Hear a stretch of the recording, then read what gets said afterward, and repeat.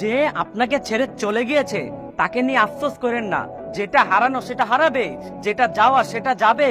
আপনি এমন কিছুর পিছনে ছুটছেন যেটা আপনি নিজেও জানেন আপনার কাছ থেকে হারিয়ে যাবে, তারপরে আপনি সেই জিনিসের পিছনেই পড়ে আছেন। যেই জিনিসটা আপনার না, তারপরেও কেন জোর করে টেনে টেনে আপনার করতে চাচ্ছেন? যদি শান্তি পেতে চান বর্তমানে এবং সামনে, তাহলে আল্লাহর উপর ভরসা রাখেন। এইসব ফালতু ইমোশন একদম ফেলে দেন, আল্লাহর উপর ভরসা করে ভালো কিছু চান। আল্লাহ তার থেকেও উত্তম জিনিস আপনাকে দান করবে ইনশাআল্লাহ।